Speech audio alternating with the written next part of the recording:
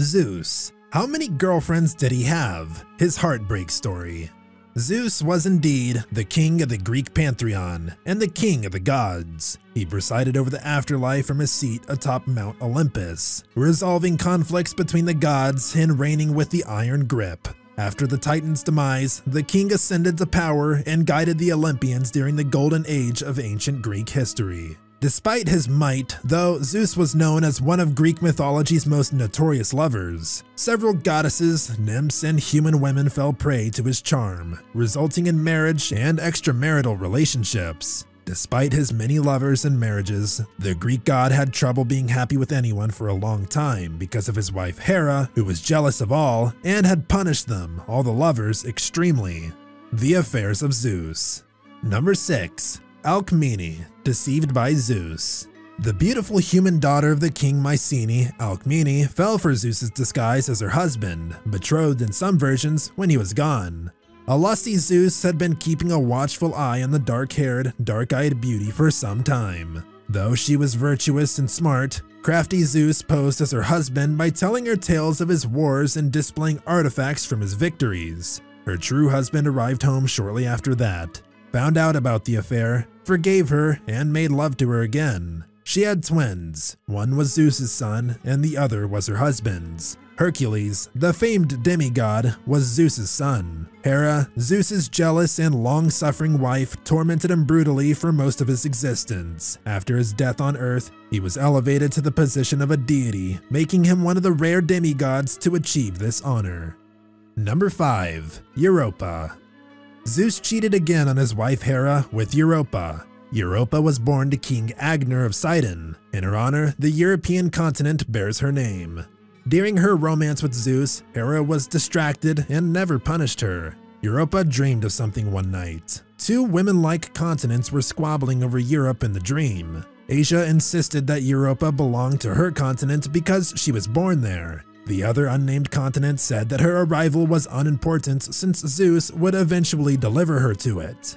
Due to the dream's disturbing nature, Europa woke up early. She called for her friends, all noble women of her day. The weather was so nice that they decided to go flower hunting by the ocean. Zeus noted the lovely ladies and paid special attention to Europa, the most beautiful maiden. One of Euro's darts, so the story goes, finally prompted him to act. However, Zeus relied mostly on his internal drive. At any rate, Zeus showed up to the party as a white bull. More stunning than any other bull is this white one. Zeus became a bull with a floral aroma and a melodic lope. The young women flocked to pat and massage the bull since it was so docile. Upon seeing Europa, the bull promptly collapsed. She eased herself onto its back. The bull bolted, dove into the water, and immediately began a frantic swim away from the coast. Europa noticed that nereids atop dolphins, Triton with his horn, and even Poseidon had joined the procession. This led her to conclude that the bull was indeed a deity. She implored him to have compassion for her. Zeus reportedly made love to her in a speech. He brought her back to where he spent his childhood, Crete. He assured her that she would give birth to a brood of renowned offsprings. Number 4. Antiope.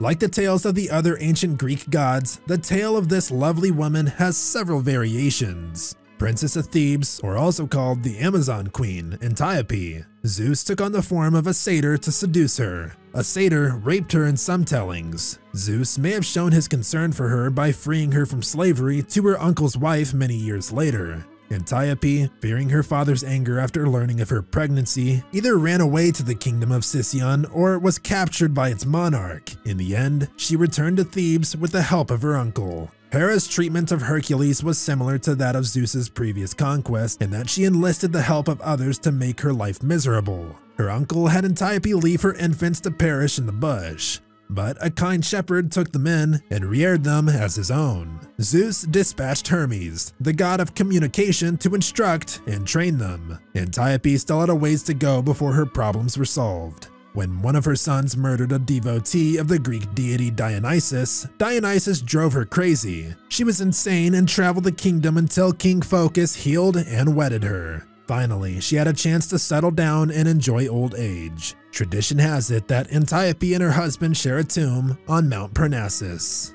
Number 3. Io.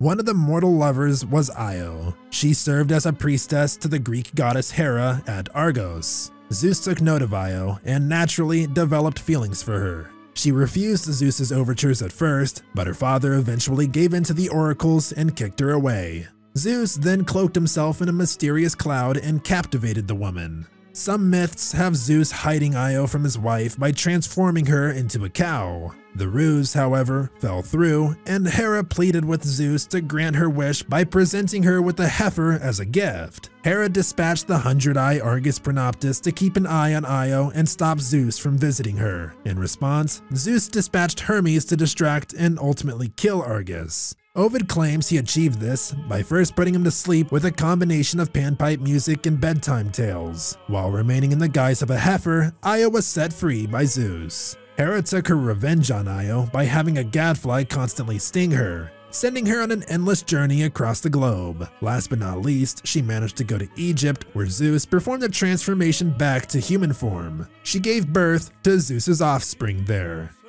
Number 2. Leda. Zeus, the Greek god, transformed into a graceful swan to avoid being eaten by a hawk during his encounter with Leda. Tyndareus, king of Sparta, married the beautiful mortal bride Leda. Although there is some disagreement over Leda's parentage, all accounts agree that she married Tyndareus. Her husband also became the victim of her infidelity when Zeus charmed her. She gave birth to 2 pairs of twins, one from each egg. Somehow, Leda and her offsprings avoided Hera's wrath. Many ancient authors, both Greek and Roman, refer to Leda mostly because of her illustrious progeny. Artists of the Renaissance gave new life to the story of Leda and the Swan, which inspired many iconic works of art. Helen of Troy, one of her twins with the Greek deity Zeus, became an icon of beauty and fame. W.B. Yeats, an Irish poet awarded the Nobel Prize in 1923, wrote a poem titled Leda and the Swan, which tells the story of Leda. Number 1. Semele. This one is the most heartbreaking story of all. Semele gave birth to Dionysus, the deity of wine, when she was still human. As Semele got pregnant, Zeus's wife Hera learned about the affair. Hera, disguised as an older woman, approached Semele, who revealed to her that her secret lover was Zeus. Hera acted as though she didn't believe Semele, sowing doubt in her head. Semele, intrigued, pleaded with Zeus for a special favor. To make his wife happy, Zeus made a vow on the river Styx to fulfill her every wish. Then, to prove his divinity, she insisted that Zeus show himself in all his glory. She insisted on asking, and Zeus was bound by his pledge to answer yes. Zeus spared her by showing her only the tiniest of his lightning bolts and the scantiest stormy clouds. As mortals cannot bear the sight of the gods without being burned by flames, her death was imminent. However, Zeus saved the unborn Dionysus by stitching him to his thigh.